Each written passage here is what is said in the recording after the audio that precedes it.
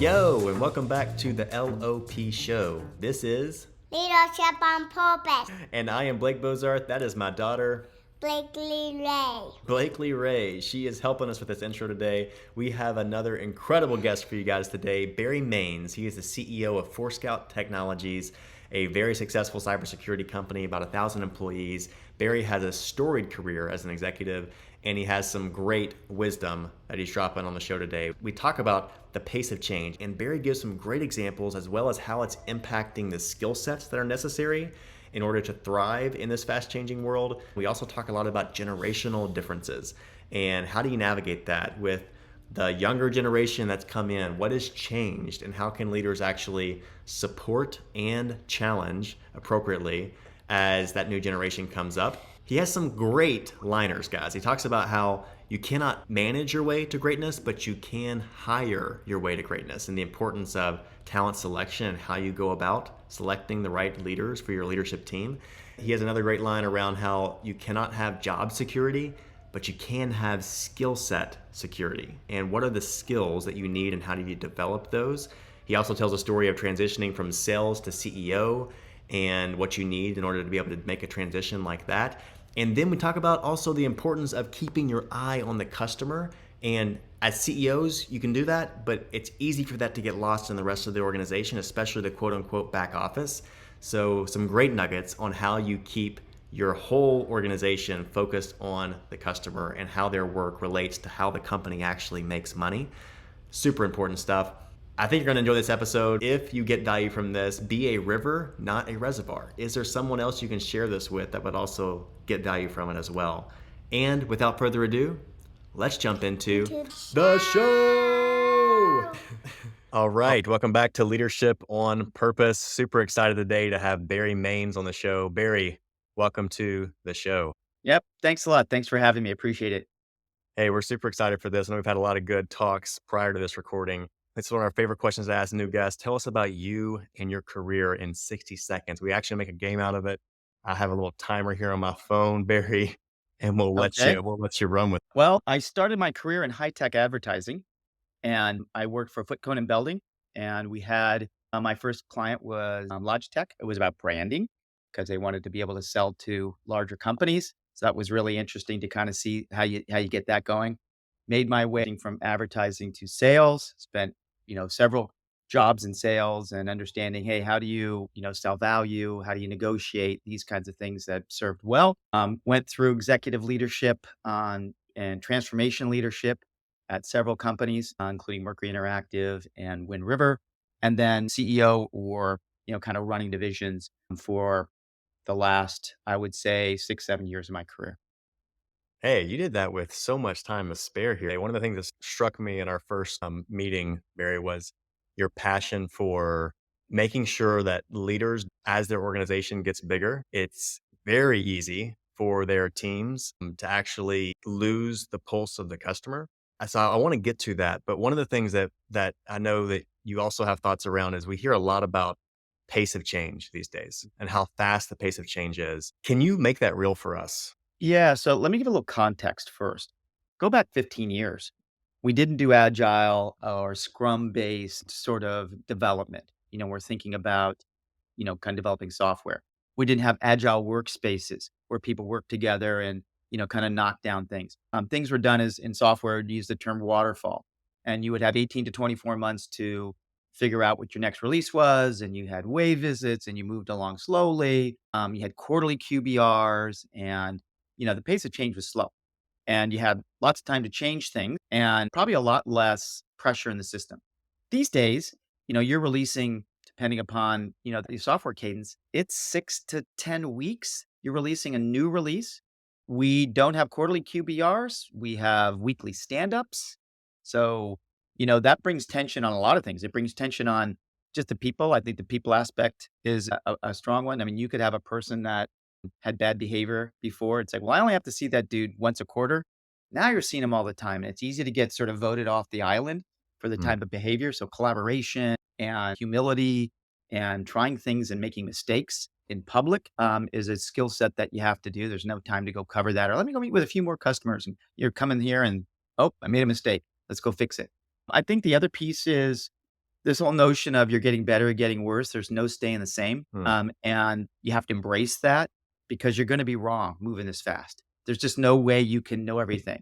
And so I feel like just being okay to say, I'm going to make mistakes. And the thing about it is that any decision you make, I mean, there's a few like, hey, I'm going to go sign on the line for, hey, did I do any code of conduct, issues this quarter? Or, hey, there's things in around taxes. But for the most part, most decisions you make can be taken back or rewound.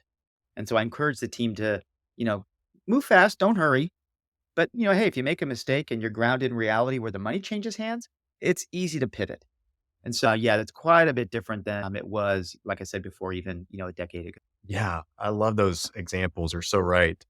Even from the time that I would have entered corporate world back in the day, the pace of like the frequency of how you're meeting and like you said, you had more time back in the day. You felt like to change things, and now it's just you're just in a constant change cycle. It seems like, That's right. and the impact that can have on even like the skills necessary and the soft skills necessary. The way that folks that don't have those soft skills are actually more exposed in that kind of environment makes a lot of sense. You Hmm. mentioned there towards the end, Barry, around being grounded on where the money actually changes hands, and Hmm. that's something that as an organization gets larger and you have these different, departments that are dedicated to X, Y, and Z specialties and function, it can be easy to lose sight of that. So talk to us about, like, what does it look like for folks to we always hear about customer centric, right? But what does it look like for them to really truly understand the business that they're in and meeting the customer needs, and how do you keep them focused on that? Yeah. I mean, to your point, Blake, I think you made a good one, which is, hey, as you get larger, it gets harder because you got all these things to do and you got to prioritize it. But if you don't, I mean, even simple things like naming, you're going to name a new product and you know, I might ask, how many customers did you talk to or partners did you talk to? I mean, you're going to be the smartest person in the room, or do you want to go ask them? Does it resonate? Does it connote the right, sort of message, the name or the naming? And I feel like, the more our execs or the more the managers that are actually building things or marketing things go to customers and get feedback or go on customer calls and see, what's happening or go see customers that are having problems. It's much easier for them to have a bit of empathy and understanding and logic versus, hey, I'm just going to think of something and, throw it out there. And even if you're off 10 or 12%, sometimes that's a big issue. 10 or 12% pricing is a big issue with a customer.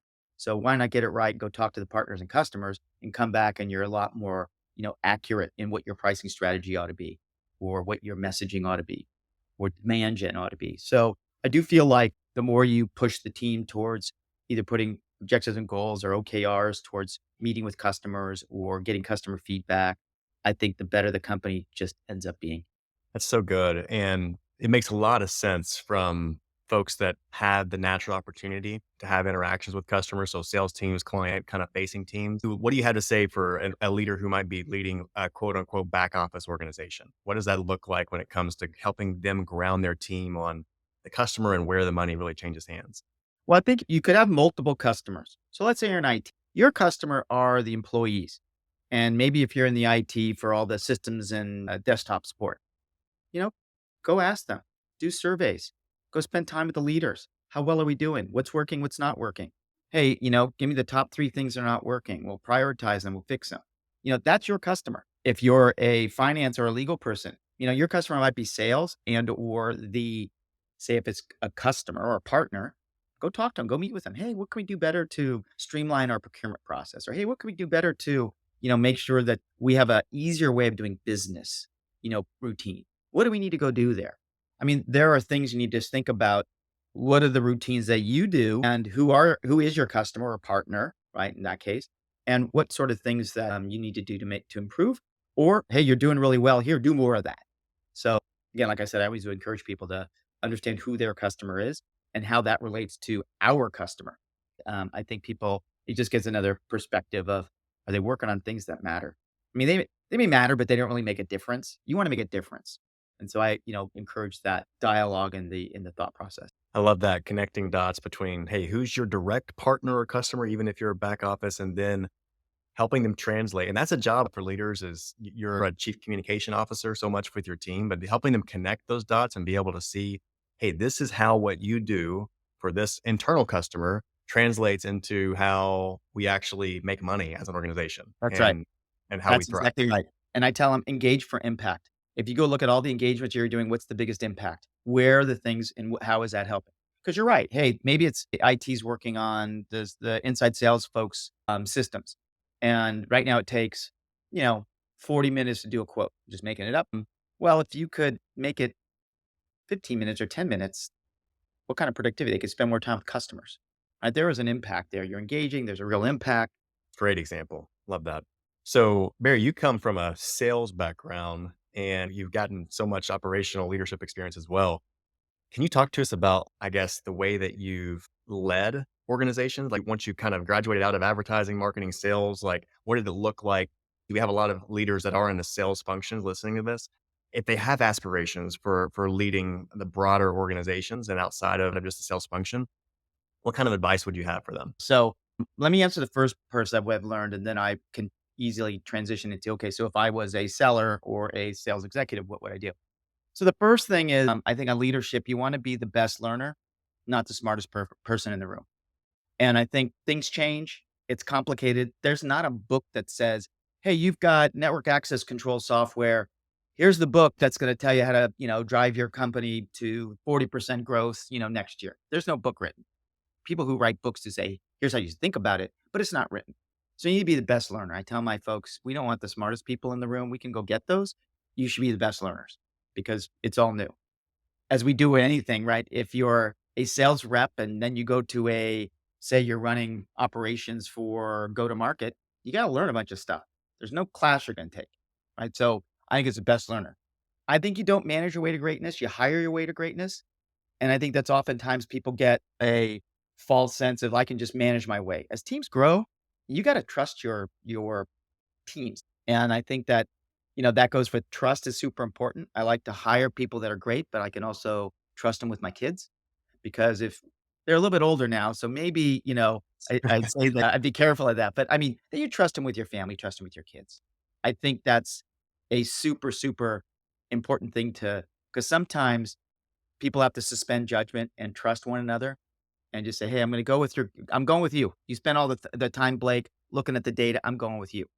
If you Mm. don't have that trust and you don't have the respect that you hired great people, I think you end up having a bit of a pothole you gotta kinda dig your way out of. And then we talked about earlier, in reality, where the money changes hands, super important, right? For leaders to go and spend time thinking about. I learned that a lot. And I think, we oftentimes get lost in that. As we get bigger, we just stop spending time with customers. And then, I would say the other piece that, I've learned a lot is being relentless focused on your KPIs or your objectives and goals or your OKRs, however you're measuring the company. So, and do that with discipline. Have your, cadence to look at the stuff, make sure it's rolled down, make sure you communicate the stuff. And I think is important. And then the second aspect, and I don't know if you have a question you want to ask first before I roll into hey, if I'm a sales boss or a sales leader, how do I get to be the CEO? I'm happy to roll into that. But do you have any questions you want to ask first? So there's just some nuggets that you just hit in there. So I want to follow up on a couple of those Okay. things.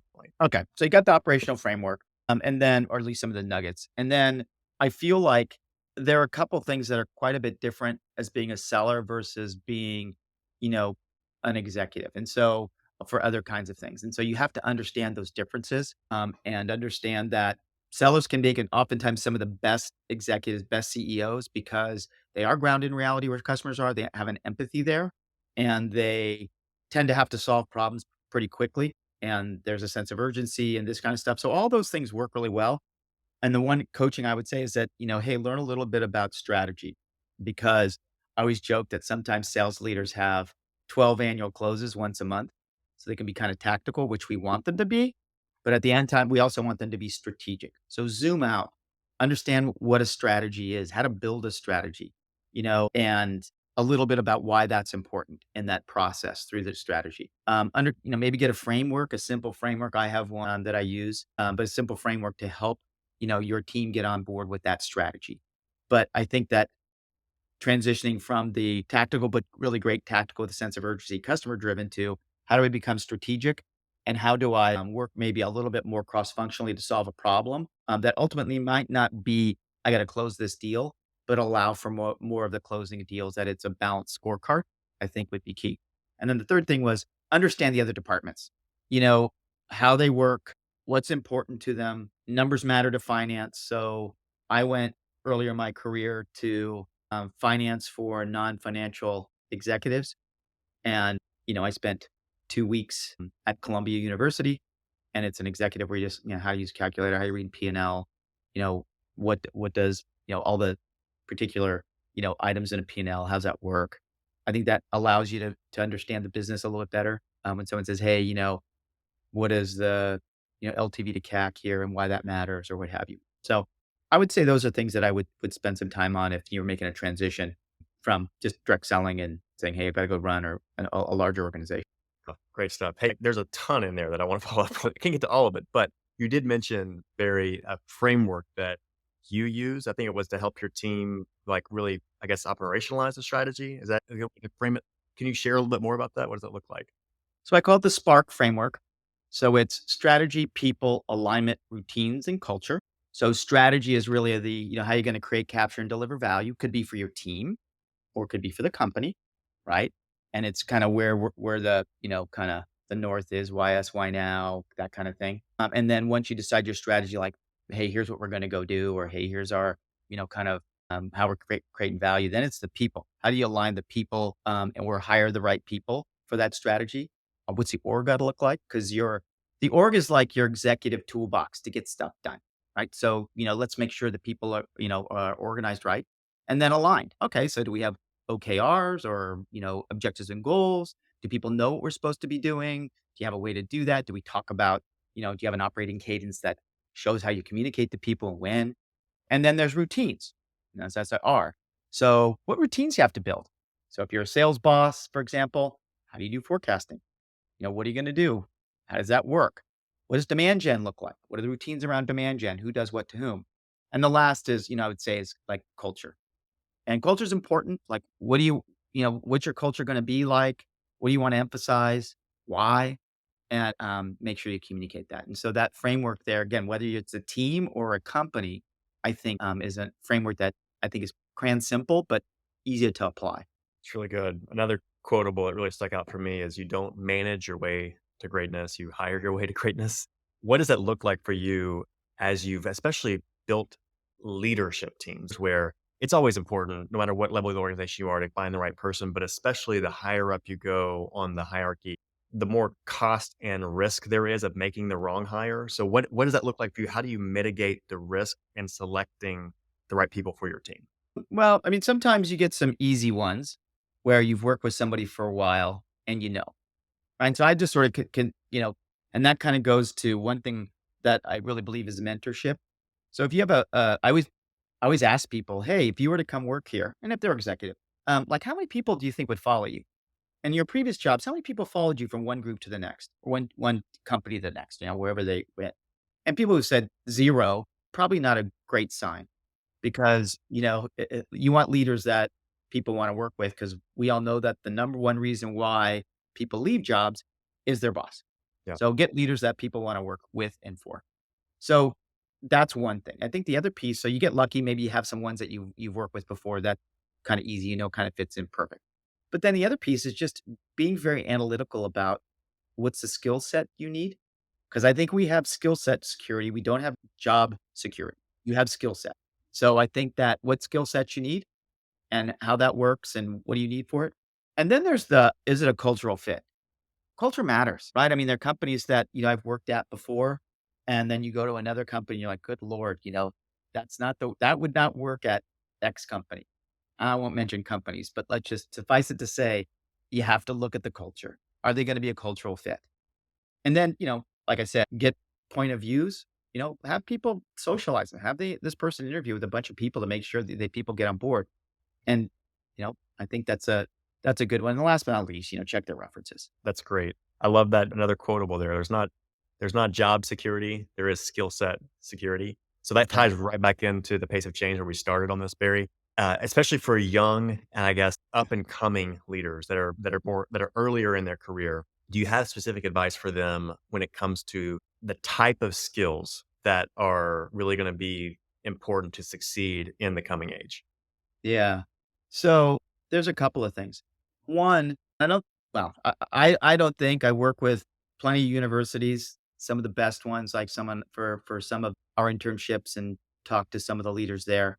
I think conflict resolution and some of the communication that people need is not taught. I see some of the emails and the way people write that come out of the universities is not it was not exactly embracing. So I think that comms piece and how you do have constructive confrontation that matters for many jobs. There are some jobs it doesn't as much. If I'm an individual contributor, I'm an engineer, maybe doesn't matter so much. If you want to be a leader, it is. I think the other piece for the young set is prioritizing collaboration and communication. I think that in the old days, it used to be, I may be wrong, but I'm not confused. We are doing this, and you just did it. And I think that doesn't work anymore. I think you have to spend some time with people on, okay, so here's what we're going to do and why. What's your thought? And go through. And I would also offer, you asked me a question for the younger generations coming in is sometimes you have to suspend judgment. We're all making decisions that you don't have 100% of the data. You think you do, but hey, you don't. And that suspend judgment, but hearing from it and contributing. Embrace new tech. You don't want to be the old old guy or gal that is using or not up embracing tech because that matters. And then I think just empathy about work-life balance and mental illness. I'm far too aware of how that is today in our society. And so I think it's super important that leaders understand that and that they have empathy for it. Because I will just say this, hey, you can see the other generations that grew up, there was not a sense of empathy around that. And it's important now. And you can't just say, well, back when we used to say, buck up. That doesn't work. So I think you have to understand that things change. And so does the workforce that comes in, and you just need to embrace that. On that point, Barry, what do you think? What has changed? Do you think that we struggle with different types of issues these days, and it's just more maybe predominant in the type of, I guess, challenges when it comes to mental health and balance than in years past? Is it the conditioning of people and the way that they expect to be led and managed? What do you think has changed, and then how should a leader navigate? Well, there are three things. One, I think, which I think is great. We teach our kids, the younger set, hey, speak your mind, say what's on your mind. So much so in school and everything to embrace it. Just sometimes knowing that, hey, when and how you should say that, like, maybe that I would say for some of the younger set that, the new generation coming in there that, and I love that because I can always ask, what's your opinion? And they're honest, they're really direct. I love it. Now it's a little bit like a, kind of a loaded gun because you sometimes we see situations where they give direct feedback and maybe in a big room, you don't do it. Go to the person first, right? So some of that, but I love the fact that it's direct. But hey, sometimes it's, maybe, yes, it's all about you, but go to the individual first and say it. So, but I think there's a plus and minus to that. I also feel like, look, I think social media just if you believe what the stats tell you, I think social media is a tough one on individuals and that kind of affects their psyche and kind of self-confidence and this kind of thing. And sometimes it's really hard to separate the social media piece from yourself and who you are. And so, I think that's a relatively new thing over the last few years. So I think that just happens. And then I feel like, I said this before, we communicate a lot about a lot of things. I do feel in other generations, some topics were just not talked about. They are now. So everything's talked about, which is great. I love it. I mean, coming from a Italian, Spanish family, everything is talked about. And so, I can just tell you that's not new for us. But, I think for some it is, and some of the let's say older generations or later generations, some stuff's like you just don't talk about, but like, hey, the younger set, which is great, talk about everything. So it's easier for me, but I know some of my contemporaries are, it's like, why the hell we have to talk about that? It's like, I laugh about it, say, well, welcome to the new world. There's some great stuff in there when it comes to just generational considerations for leaders. And yeah, everybody's been talking about Gen Z coming into the workforce for so long now. And at this point, it's like, hey, Gen Z is here and they've been That's here for a right. little while. And it's not, we got to stop talking about what do we do when they get here. It's like they're here. How do we manage them really well? How do we lead them really well? And what I like about what you just laid out there was considerations. And we have a model actually we talk a lot about how the best leaders are high in support. So they're there to support their people their people feel like they are there for them as a person, not just for the business results. And they are there to challenge them and they're there to stretch them. They're there to be direct with them, give them feedback. So as you're talking, I'm just like, yeah, you're high in support, you're high in empathy and understanding, but you're also there to coach them. So when they do something that's just, hey, this is not the way you handle conflict, or that's not the way you really give feedback. As a leader, you have to be able to challenge them, but also do it in a way that that feels like that you're in it for them, that you're actually fighting for them. And I think that means more Yeah. than anything. Yeah. That's That's so true. neat. So, hey, I Agreed. wanna transition to some of our closing questions we like to Okay. with our guests, and I wanna ask you, is there a book, Barry, that's had a impact on you and your leadership? Well, there's a lot, but I'll just say one that I'm reading right now, which I like a lot, and it's called Never Split the Difference by Chris Voss, and he was an FBI hostage negotiator, and so he's got a lot of notes on negotiation. And the reason why I think this is so impactful for any leader is you're always negotiating. And whether it's for resources, whether it's for help, we work in a cross-functional, world and where you can negotiate with a partner. He talks a lot about, hey, it's really about aligning and having a vision match on what's important to your customer, in our case, customer or the employee or whatever. And then aligning, hey, how does that match with yours versus win-win? Because it's not always a win-win. And they're very specific about that. But that's a good book. I like it. I'm reading them halfway through. Yeah, a little tagline on there says negotiate, as if your life depended on it. So it's an interesting book. That's really good. Yeah, I've seen some of his videos and his work, and he's very, very impressive in what he's doing. Yeah. So, a next question for you is, if you could sit down and have lunch with any leader, past or present, who would that be for you? Michelangelo. I was reading a book about him and, political leader, scientist, artist, sculptor. I'm like, how do you do all of this? I mean, somebody that is so talented in so many things. We're lucky if we have one superpower. But this guy, I mean, you go look at, the Sistine Chapel, you go look at, okay, well, I've got to go design how I'm going to go paint all this stuff. How am I going to go and figure out, that massive piece of artwork and, plan it. And then he did all of his scientific experiments. I don't know. I think he'd be fascinating to sit down and talk to. That is a new one, and now you have me wanting to go check out Michelangelo. And if you look at some of the things that he invented, the paintings and stuff, like how are you talented in all those things? Like that's bizarre. True, true Renaissance man. No, that's Yeah. amazing. So we talk about smart risk a lot on this show too. Is there a smart risk you can think of in your career, Barry, and what kind of impact it had for you to make that decision? Well, I can think of one thing. I went and joined a company called Mercury Interactive. They were a testing software company. And I joined them at $30 million. I love their culture. It was Israeli backed. And, I said I was Italian, I'm Sicilian. And the Sicilians and the Israelis, it's the same corporation, different division. I'm just telling you, it's how they work. So I figured culturally I'd fit right in. They had killer tech. And I thought, given some of the things I saw at JavaSoft and how the tools were working, although they got, kind of deprioritized, there was a really huge opportunity in web development. And, I guess, better lucky than good. But I started there at 30 million or 30 or 40 million, something like that. And I left at 1.2 billion. So over the 10-year run, I got to see a lot of hyper growth and got to see a lot of interesting. I mean, hell, I had 11 employees. No, I had actually 10 employees when I started because I think when the first day I had to fire a guy for doing had some bad behavior. So I had 10 people, but when I left, I had 800 people on my team. So, I can tell you I was sitting and talking to a woman that had worked on my team for, worked in several companies. And we were talking, it had to be well over 1,000 people we interviewed, over that time. So Wow. anyway, it was, I guess, better lucky than good. I say smart risk. I don't know how smart I was, but I think I was lucky. And, anyway, that would be my one where I'd say that was a smart risk. Absolutely, absolutely. And we like to close with this, and that is, do you have a BHAG, personal BHAG that you're going after these days? Personal BHAG. I think just to make sure you balance having a healthy, as you age, be healthy. I Mm, mean, it's painful you're going to live similar age, but, I look at some of the folks that as they transition 40s, 50s and beyond, you can spend a little bit each day on, your health and wellness, and that'll allow you to live a lot better and pain-free and let you do a lot of stuff as you get older.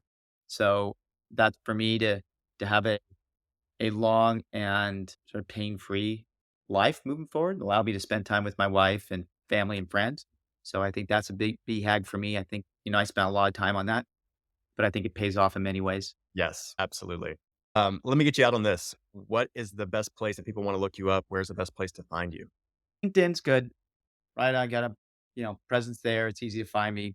Barry, last name spelled Mainz. It's in zebra. You can see me there.